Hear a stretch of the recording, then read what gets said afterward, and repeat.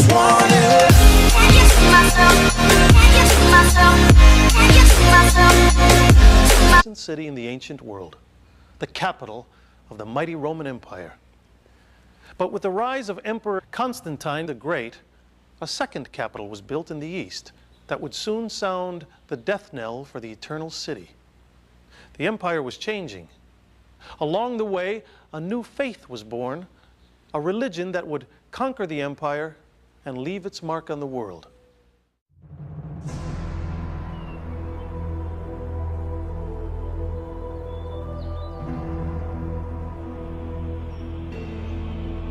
This was the mystical land of Jupiter, Apollo, and Mars, Mithras, Isis, and Cybele, a world of astrologers, magicians, and miracle workers.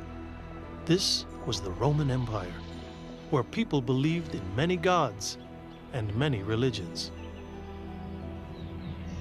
But in the empire's Middle Eastern province of Judea lived the Jews, who prayed to a single God, rejecting all others. Their religion was Judaism. The Jews believed that a Messiah would appear and save them from their troubles, but many disagreed over when this Messiah would come. By 30 BC, a number of Jewish teachers and visionaries were heralded as the Messiah. One of them was a Jewish preacher named Jesus.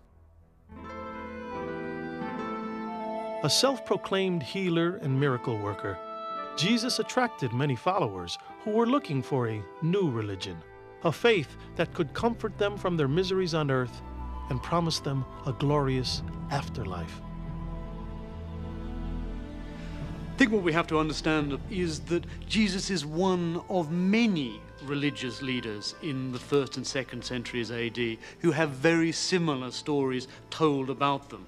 The problem that a Roman historian faces in dealing with Jesus is that his claims to divinity and his miracle stories against the background of the 1st and 2nd century are commonplace. They are not remarkable. They do not stand out. At the time, not all the citizens of Jerusalem believed Jesus was their Savior. Jewish religious leaders had publicly protested that Jesus was breaking their laws, claiming to be the Messiah and the Son of God. In response to numerous complaints, Jesus was arrested and brought before Pontius Pilate, the Roman governor of the region. The trial of Jesus was clearly a matter of high importance in the immediate region in which it occurred. Pilate's principal concern, like that of any Roman governor abroad, was to keep the lid on any explosive situation in his province, because if it got out of hand, the governor, Pilate in this case, was going to be the one whose head was going to roll for not maintaining stability. And it was Pilate in the end, there's no question, who delivered the judgment. Crucifixion is a Roman penalty. It's not a Jewish penalty. Fearing possible political repercussions from the Emperor Tiberius back in Rome, Pontius Pilate condemned Jesus to death. He was forced to carry a heavy wooden cross through the streets of Jerusalem and to a hill where he was bound and crucified, along with 2 other criminals of the state. Let's get one thing about Jesus Christ absolutely straight. Hardly anyone noticed that he was crucified when he was crucified. This was a moment which passed amidst the thousands of other executions going on of various criminals and renegades around the Roman Empire. What's overwhelmingly interesting about Pontius Pilate is that he's disinterested in Jesus. He was another Jew who claimed to be a Messiah, to be leading another resistance movement. He was one of many with whom the Roman authorities had to deal.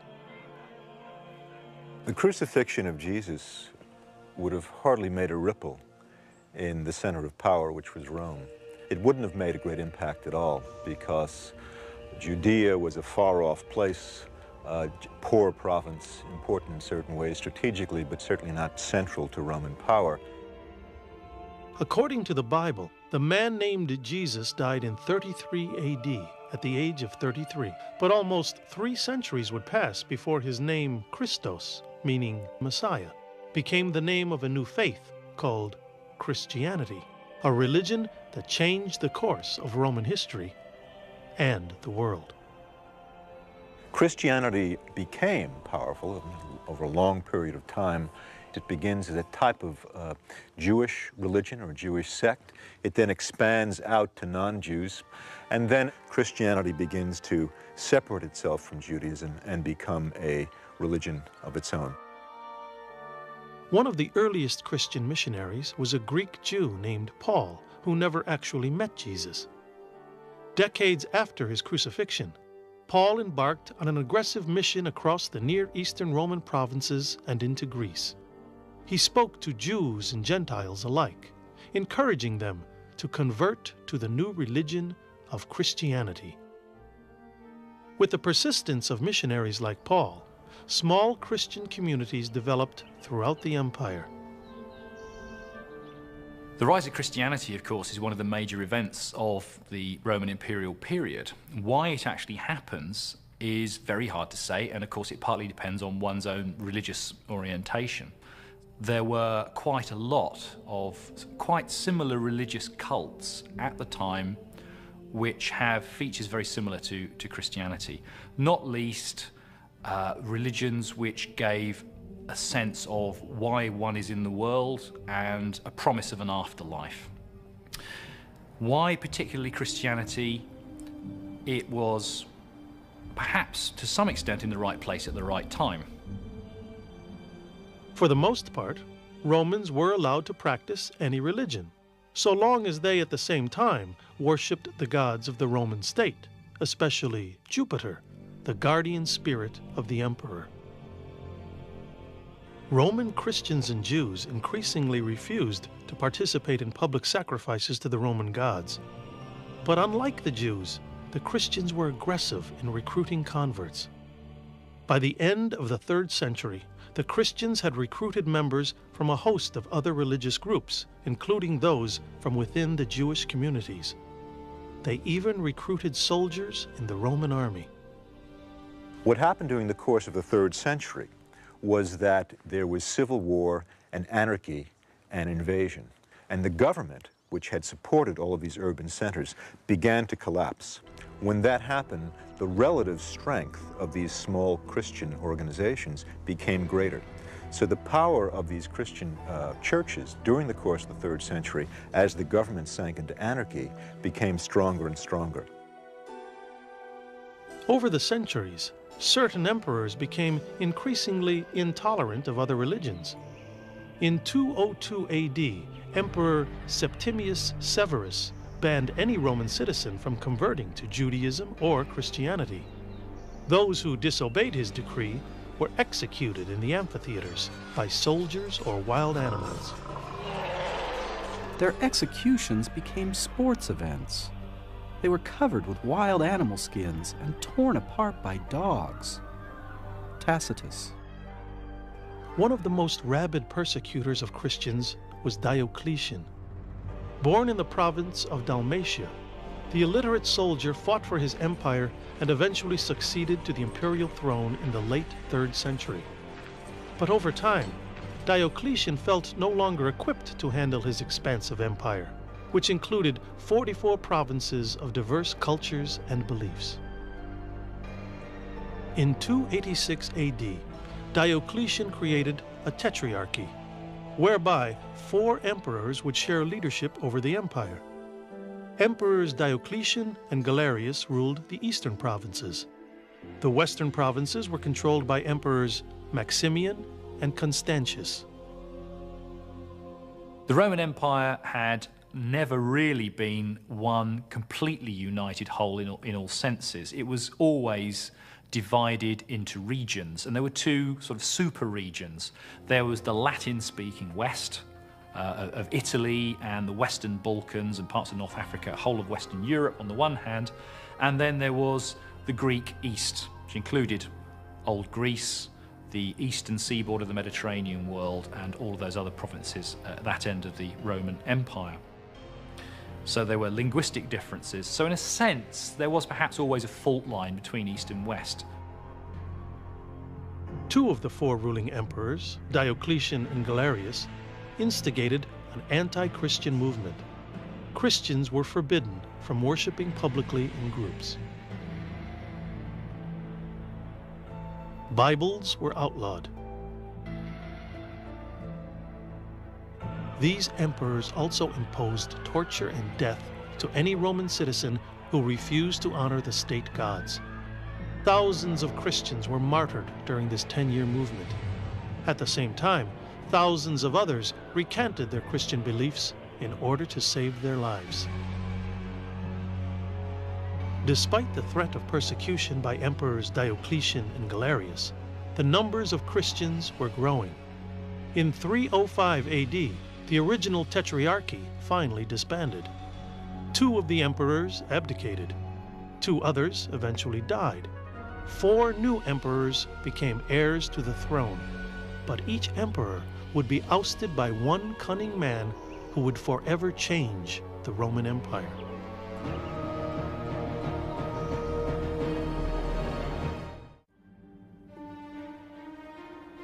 In 310 AD, 4 new emperors ascended to the imperial throne, but one would eventually seize total power. His name was Flavius Valerius Constantinus, better known as Constantine the Great. For no one was comparable to him for grace and beauty of person, or height of stature, and he so far surpassed his compeers in personal strength as to be a terror to them. Eusebius. Constantine was born in 285 AD in Nicomedia, which is now northwestern Turkey. His father, Constantius I, had been one of the emperors chosen for Diocletian's tetrarchy. The younger Constantine was a bold and ruthless man who was broad and stocky in appearance. With the death of his father, Constantine took advantage of the army's loyalty to his father in Britain to get himself proclaimed as one of Rome's 4 emperors. Constantine co-ruled the western provinces with Emperor Maxentius. The eastern territories were ruled by Emperors Licinius and Maximinus Daia. From the beginning, Constantine had no interest in sharing the throne. He plotted to crush the other rulers one by one. In 312 AD, he set out to destroy Maxentius. The armies of both emperors met face to face near the Milvian Bridge in the city of Rome. At the time, Constantine had no strong feelings for Christians one way or another. He had always worshipped the Roman sun god Apollo, but his ideas about Christianity were about to change. During the gruesome battle with Maxentius, the Milvian Bridge collapsed from the weight of the soldiers. Masses of men drowned in the muddy river due to the weight of their armor. Constantine's army felt hopeless and near defeat when suddenly a strange phenomenon occurred. Constantine was overcome by a magnificent light in the sky. Constantine said the light was in the shape of the letters X and P, which in Greek are the first letters of the word Christ. Below the glowing symbol were the words, "Under this shalt thou conquer." A heavenly voice then ordered Constantine to use this symbol in all future battles with his enemies. Constantine interpreted this as a sign from Jesus Christ. He instructed his men to paint their shields with this symbol.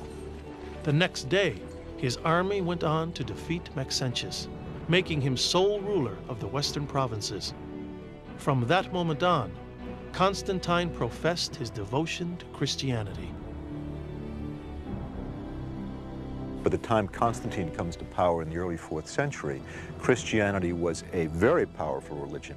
And some historians claim that any emperor who was going to be powerful in the early 4th century would have to have played up in one way or another to the Christians. Whether or not that was the case, or whether or not Constantine is the pivotal figure who, by using his influence and patronage as emperor, shifted the tide towards Christianity, is a question that's still hotly debated among historians.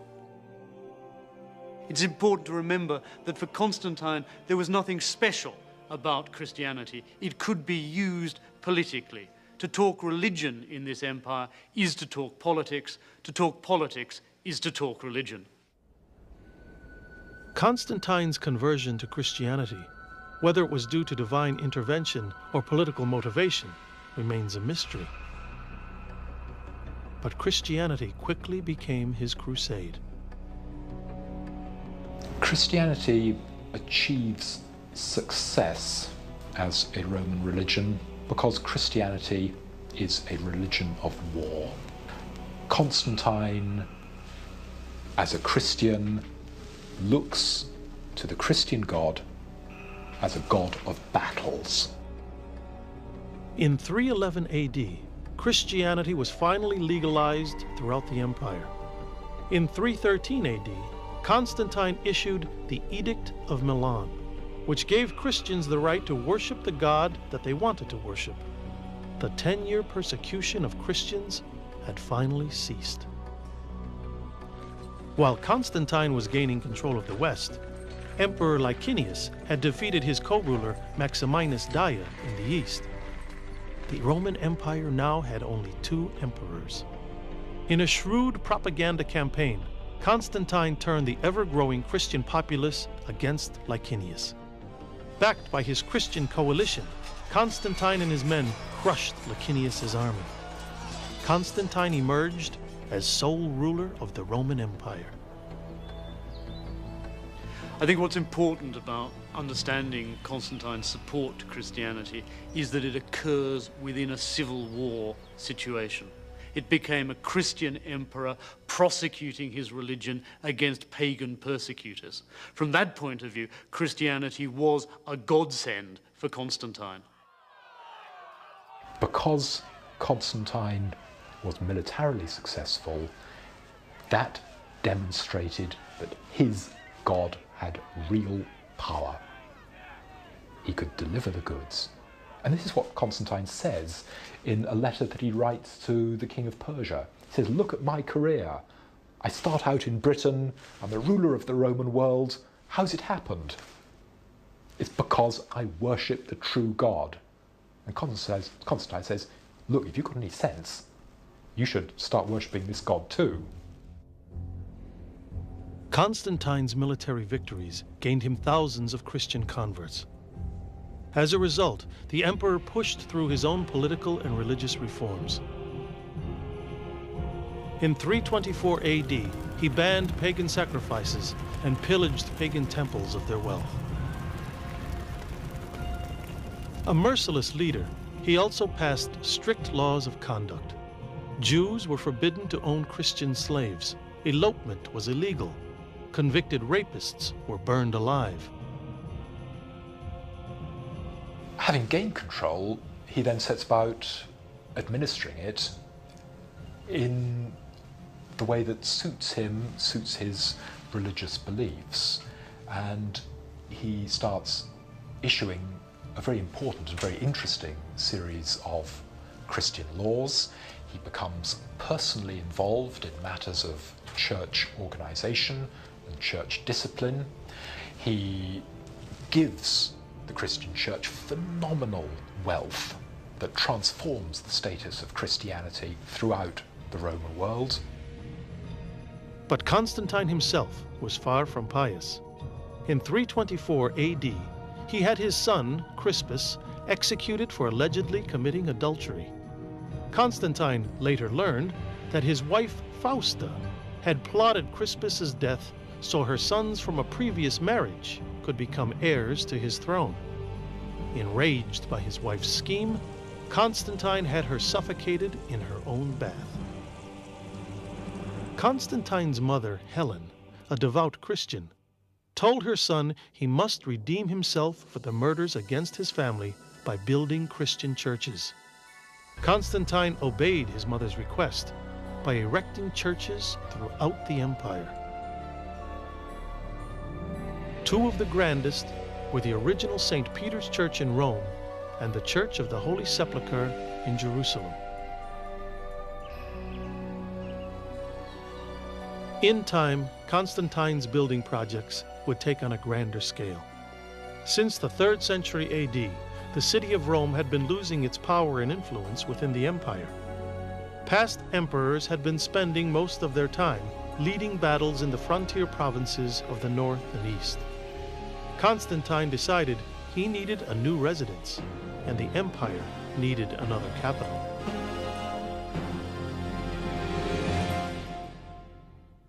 In 324 AD, Constantine began building a second imperial capital. He chose the city of Byzantium, located between Asia and Europe in what is now Turkey. In time, this relatively unknown eastern city would become the new Rome.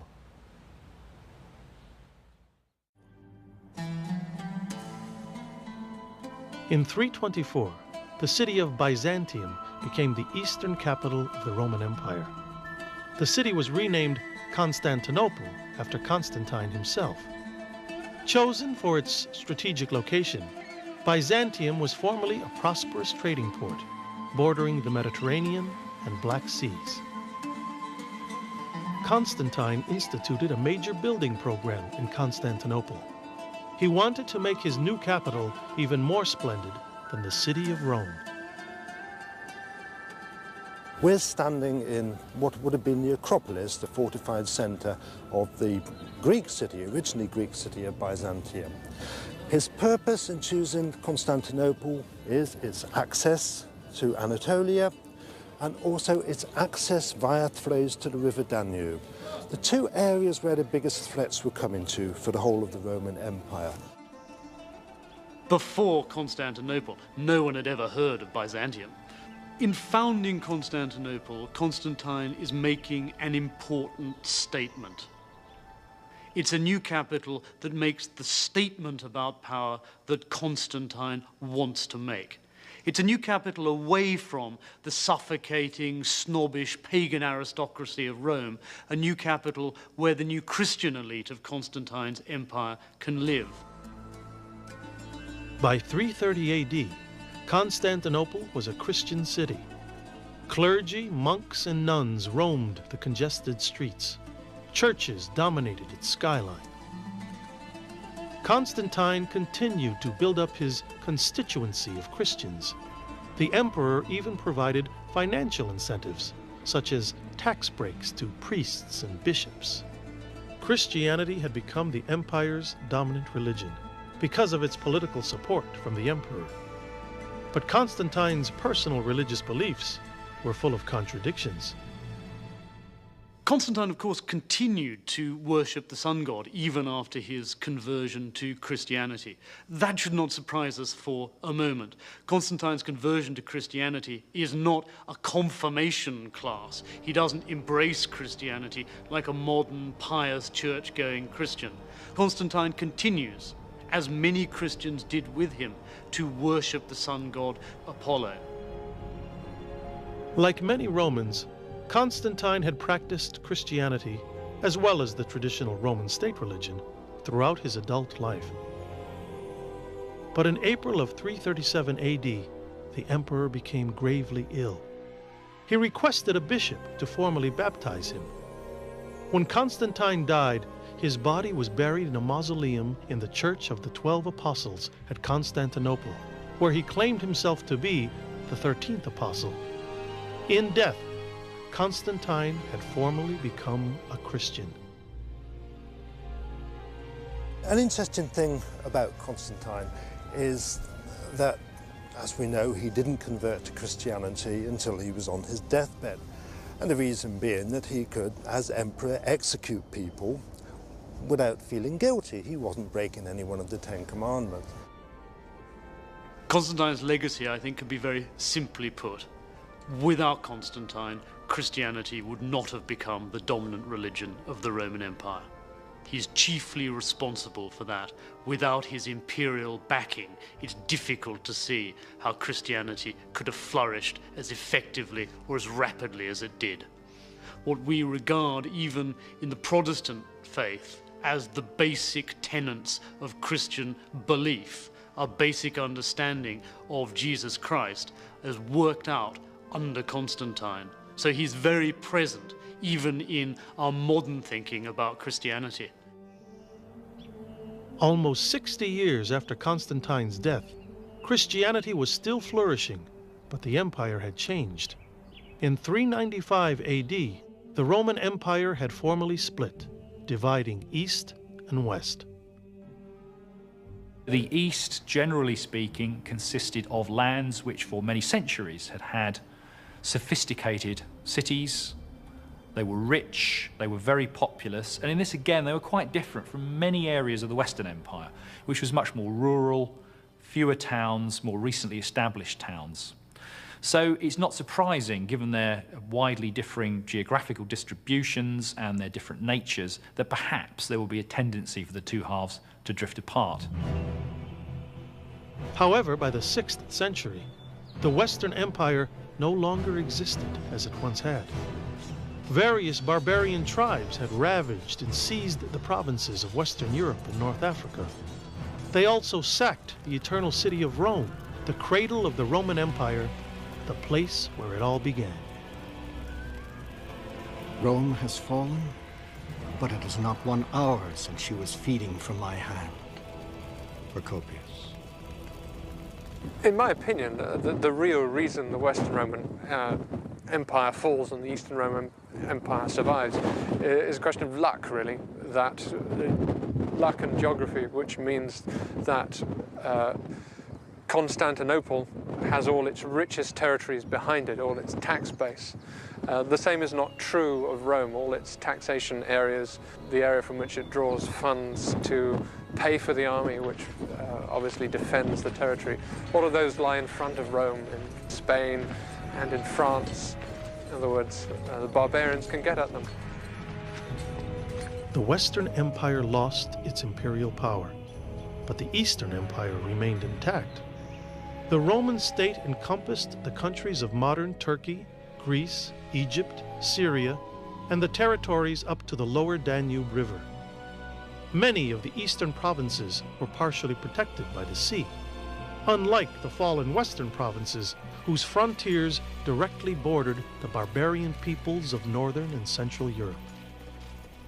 The eastern half of the empire has annexed to itself the best revenue-generating provinces.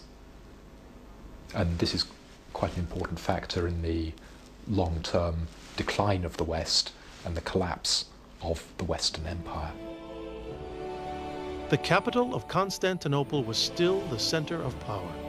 But after 6 centuries, one Eastern emperor would stand last in the great line of imperial rulers. His name was Justinian.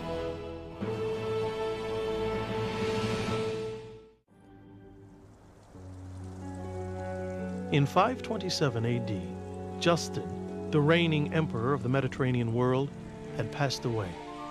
He willed his throne to his nephew, Justinian I. Justinian formerly held the office of consul in Constantinople. He was intellectually astute and had spent most of his life reaping the benefits of his uncle's imperial power. Now, Justinian was in charge of all that remained of the Roman Empire. Justinian's loyal partner was his strong-willed wife, Theodora. The emperor was wildly in love with his empress, but the marriage shocked the nobility living in Constantinople. Theodora had been a prostitute and a dancer in a circus troupe. What worried the city's aristocracy even more than her torrid past was the influence Theodora had over her husband when it came to matters of the state. Politically, of course, Theodora was the power behind the throne. She was the Nancy Reagan at the court of Constantinople in the middle of the 6th century. It was impossible to get to the emperor without going to Theodora. She had a considerable influence on all of his policies. Perhaps one might properly say of Theodora that she did not stand behind Justinian's throne, but right in front of it. She had an attractive face and a good figure. She was in a great hurry to get into her bath and very unwilling to get out again.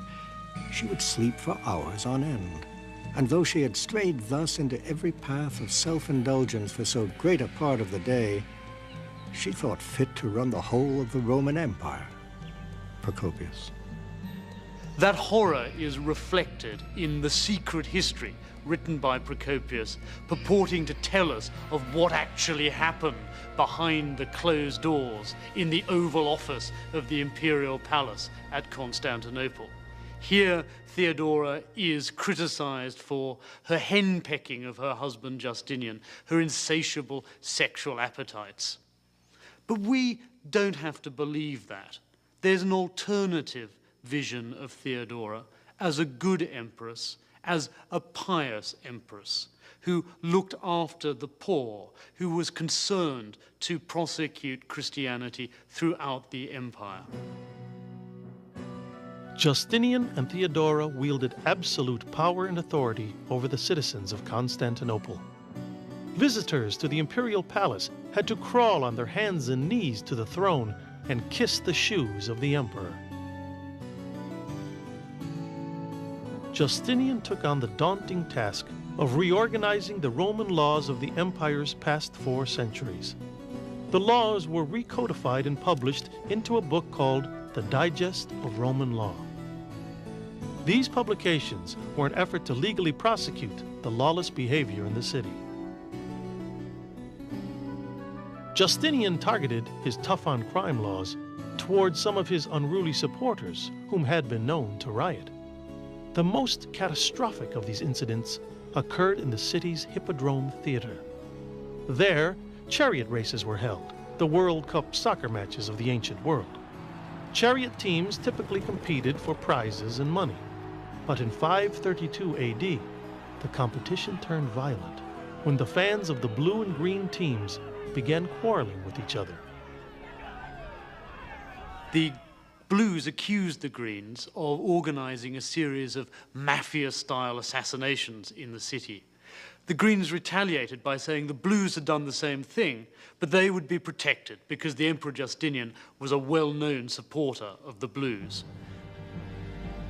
City officials tried to suppress the tension by ordering the immediate execution of 7 criminals from both the blue and green factions. The accused were dragged into the arena, but the executions backfired. The nooses snapped, and the men escaped. Rather than taming the crowd, the incident provoked a massive riot. Angry fans yelled out, "Nika! Nika!" which was the charioteers' victory cry. Mobs took to the streets and torched buildings until the city was a flaming inferno. The crowds still left in the Hippodrome cried out for the execution of their emperor, Justinian, who was sitting in his royal box with Theodora. Justinian wanted to flee the city, but Theodora held him back. If now it is your wish to save yourself, O Emperor, it is no problem. However, having saved yourself, consider the day will not come when you will exchange that security for death. As for myself, I appreciate a certain ancient saying that royalty is a good burial shroud. Theodora. Theodora plays a key role in the Nika riot. At the moment at which a usurper is set up in the Hippodrome, Justinian wishes to flee the palace, to run from Constantinople. It's Theodora who forces him to stand his ground. Without Theodora, Justinian, I think, at that moment would have lost his throne. He owes 50 years more rule to her and her courage at that moment. And so Justinian decided at that particular time on a rather ingenious way of solving this problem of the revolting people in the Hippodrome. Quite simply, he locked the gates, he sent his army in, and 30,000 people were killed in cold blood, the supporters of the Blues and the Greens, and that was the end of the revolt. The Nika riot ended, but the violent incident left the city buried in ash and rubble. Rather than despair, Justinian saw the destruction as an opportunity to rebuild Constantinople to be even more magnificent than it had previously been. He authorized an expansive building project, including the reconstruction of the St. Sophia Church, one of the architectural wonders of Constantinople. This church of Hagia Sophia, built by the Emperor Justinian and his wife Theodora, it took them 5 years to complete this. It's a remarkably short period of time for such a large structure. Looking at it, you see what was the largest dome in antiquity. What I always find rather interesting about this building, however, is in the concept of modern Turkish architecture. This building, converted into a mosque when the Ottoman sultans took command of Constantinople, became the prototype for so many later mosques. The remains that we see in modern Istanbul are principally those of Justinian's building project. 2.5 centuries after Constantine, the Roman Empire is more stably Christian. Constantinople has been a wealthy capital for 2 centuries now, and Justinian capitalizes on that in beautifying the city in a much more securely Christian way. After rebuilding Constantinople, Justinian focused his attentions abroad. Since taking over the imperial throne, his dream had been to reclaim the western provinces that had fallen to the barbarians. In 527 AD, Justinian set out to reunite the East and West.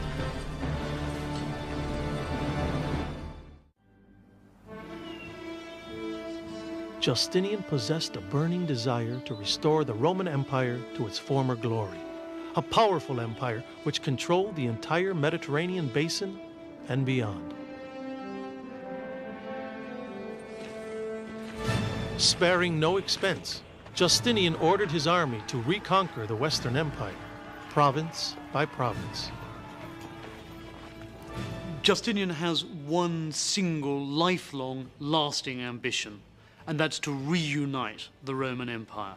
That's what lies behind his attempts to reconquer Italy, to regain Africa from the barbarian Vandals. His lasting mission is to restore the Mediterranean world to its former Romanness, to break out of the Eastern Mediterranean, to move west, to recreate the Empire of Augustus. Justinian is the last emperor who tries, who attempts, and who nearly succeeds in reforging the Roman Empire. Under Justinian, this is the last chance that a failing empire has to restore the territorial limits and the unity that went with the Empire of Augustus. But while Justinian's troops were off trying to reclaim the Western Empire, the Eastern Empire was being threatened by the Persians, who bordered the eastern provinces. The Eastern Empire was now on the verge of collapse. Justinian's world was crumbling around him. In 548 AD, his wife and soulmate, Theodora, died. With her gone, Justinian lost his will to live. They were in love. And it was a marriage, I think, importantly, founded on a great degree of equality between the emperor and the empress.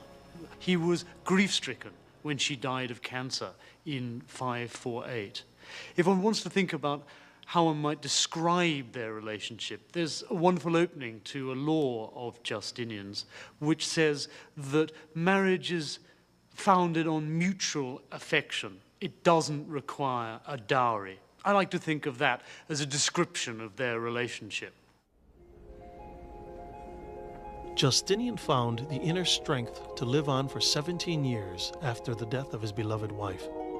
But the price paid to strengthen his empire had taken its toll on his people.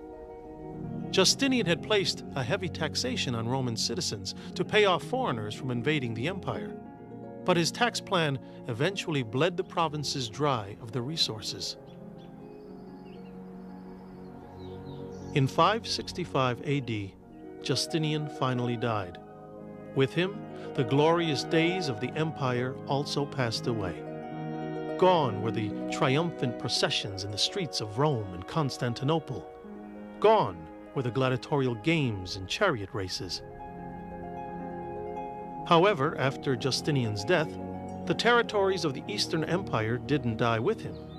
They evolved and thrived for 800 years. One of the abiding images we have of the Roman Empire is the idea that it declined and it fell. Roman imperial power disappeared in the West.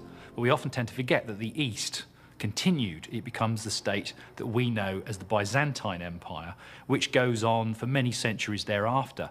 It's actually only extinguished finally in 1453 when the Turks take Constantinople. The Roman Empire finally fell to the Ottoman Turks in 1453. These Muslim people brought the religion of Islam to the city of Constantinople. Churches were eventually converted into mosques. The remnants of the once glorious empire were crumbling away.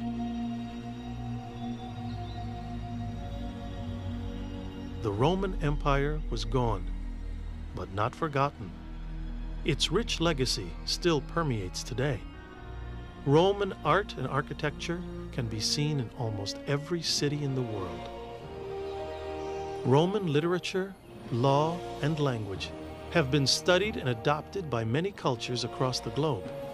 The religions of Judaism, Christianity, and Islam, which became part of this lost civilization, thrive to this day, everywhere. The spirit of Rome lives on. Part of the Roman legacy is the classical tradition. The great works of Greek culture, drama, epic, and Greek traditions of political organization, democracy, the ideal of liberty. These things get taken over into the Roman Empire and get reshaped and preserved, which then influences us to this day. It's through Rome that that past is made present for us in the late 20th century. Hollywood epics need to be taken very seriously indeed. It's only in those magnificent Hollywood recreations of colour, of pomp, of circumstance, of triumph, of pageantry, that against the fragmentary ruins and remains of the Roman Empire, that we can for a moment sense something of the sheer magnificence that was Rome. We should watch Hollywood movies because they capture for us the glory that was once Rome. The ancient Romans, then, represent something unique for Western culture. Unique because, on the one hand, they represent something familiar. On the other hand, they represent something strange. Civic architecture, poetry, and comedy are things that we all know from Roman culture. On the other hand, strange things also were indicative of Roman culture. Slavery, which was ubiquitous in ancient Rome, gladiatorial games, these things are odd to us. But perhaps it's this combination of the familiar on the one side and the strange on another, which gives us a perspective to see ourselves.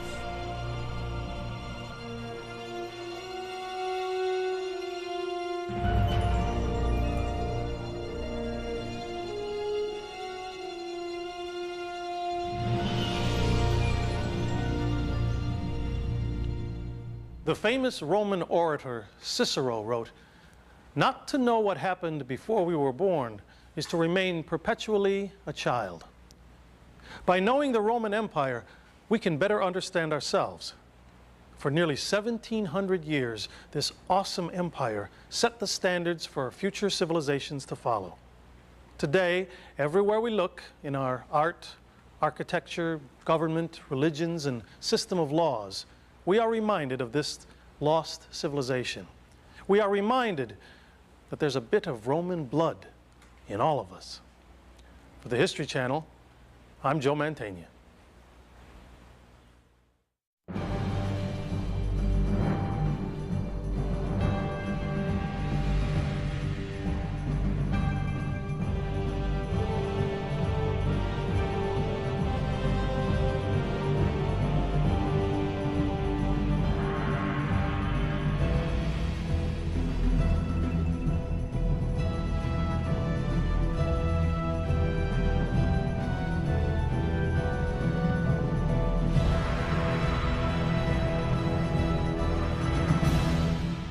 That Jesus is one of many religious leaders in the 1st and 2nd centuries AD who have very similar stories told about them.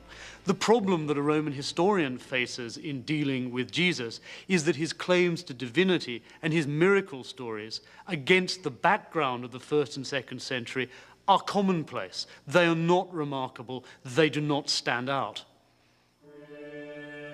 At the time, not all the citizens of Jerusalem believed Jesus was their Savior. Jewish religious leaders had publicly protested that Jesus was breaking their laws, claiming to be the Messiah and the Son of God. In response to numerous complaints, Jesus was arrested and brought before Pontius Pilate, the Roman governor of the region. The trial of Jesus was clearly a matter of high importance in the immediate. I just wanted. Can you see myself? Can you see myself? Can you see myself? City in the ancient world, the capital of the mighty Roman Empire. But with the rise of Emperor Constantine the Great, a second capital was built in the east that would soon sound the death knell for the eternal city. The empire was changing. Along the way, a new faith was born, a religion that would conquer the empire and leave its mark on the world.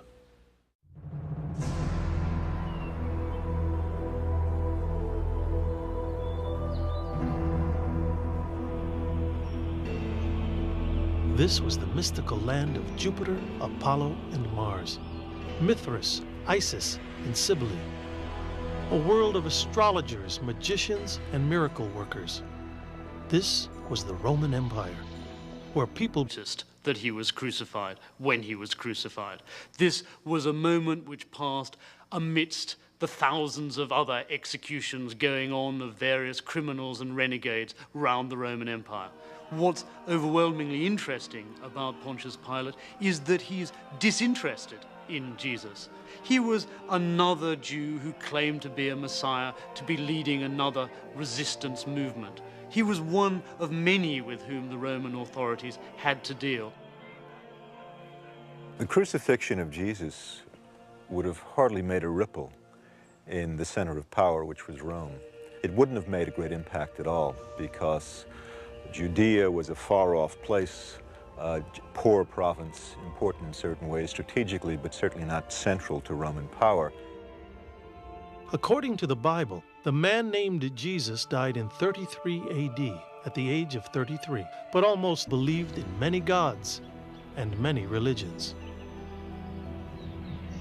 But in the empire's Middle Eastern province of Judea lived the Jews, who prayed to a single God, rejecting all others. Their religion was Judaism. The Jews believed that a Messiah would appear and save them from their troubles. But many disagreed over when this Messiah would come. By 30 BC, a number of Jewish teachers and visionaries were heralded as the Messiah. One of them was a Jewish preacher named Jesus. A self-proclaimed healer and miracle worker, Jesus attracted many followers who were looking for a new religion, a faith that could comfort them from their miseries on earth and promise them a glorious afterlife. I think what we have to understand is the region in which it occurred. Pilate's principal concern, like that of any Roman governor abroad, was to keep the lid on any explosive situation in his province, because if it got out of hand, the governor, Pilate in this case, was going to be the one whose head was going to roll for not maintaining stability. And it was Pilate in the end, there's no question, who delivered the judgment. Crucifixion is a Roman penalty. It's not a Jewish penalty. Fearing possible political repercussions from the Emperor Tiberius back in Rome, Pontius Pilate condemned Jesus to death. He was forced to carry a heavy wooden cross through the streets of Jerusalem and to a hill where he was bound and crucified, along with 2 other criminals of the state. Let's get one thing about Jesus Christ absolutely straight. Hardly anyone knows